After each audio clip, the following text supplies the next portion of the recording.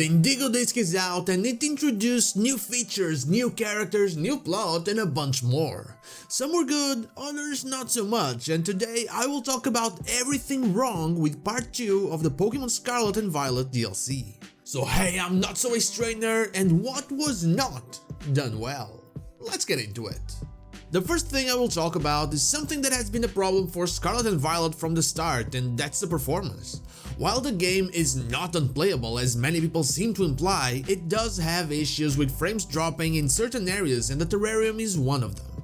I noticed it especially in the Savannah area, and for some reason when I am close to a stellar Pokémon, regardless of what area they are in. With that being the main complaint from Gen9 haters, I would really like to see a world where that was addressed, where the game was better optimized, but sadly, this is not that world, and so the game has the same issues, and in some areas they are very noticeable. I really hope to see a next game that has all of this being addressed. But now let's move on to the next one, and that is the Area Zero plot. If you follow the channel, you know that I really enjoy the lore and the mysteries of Scarlet and Violet, and was really hoping to get answers for at least some of those mysteries, but the final part of the game was just fast. I spent a long time looking for Briar and she was nowhere to be found, and when we actually have an interaction with her, it's done in no time. Sure, the Underdepths area is cool, and so was the Terrapagos battle, but then the cutscene in the Crystal Pool makes no sense with the timeline we have, so instead of answers, we got questions.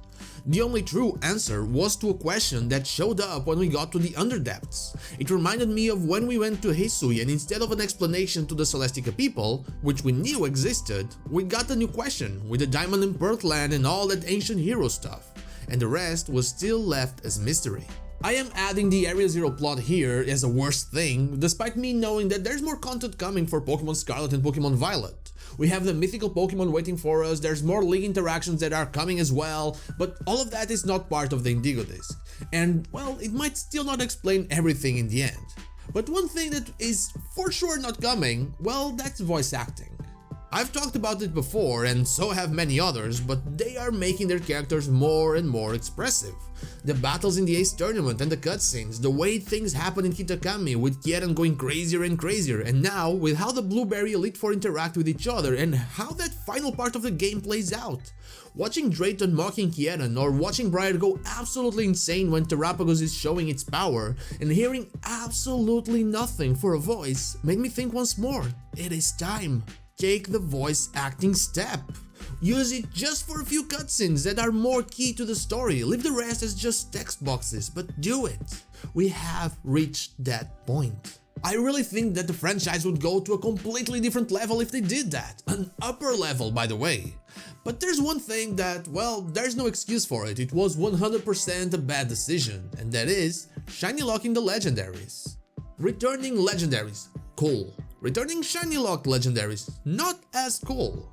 All legendaries joining together in the region because of snacks is already very much a weird thing to happen in canon, so having them being shiny would not be any different than that. We're told Groudon and Kyogre fight to the point where you fear a region or the world would end, but they can be in the same region, awake, looking for snacks and it's all good, but they cannot have their alternate colors. Why? That is a bad decision. No one would complain about them being able to be shiny, there's no losing there. You want it shiny, you hunt for it, you don't want it, you catch it. That's all there was to it. That's not what we got, and so all we can do is grind those really cool BBQs as a group, as some legendaries are also multiplayer locked, and we catch them and move on. Not cool at all. And that is all I have for you today. These are the things that I dislike the most about the Indigo disc, but I am sure you have different ones, so what did you dislike the most about the Indigo disc? Let me know in the comments down below.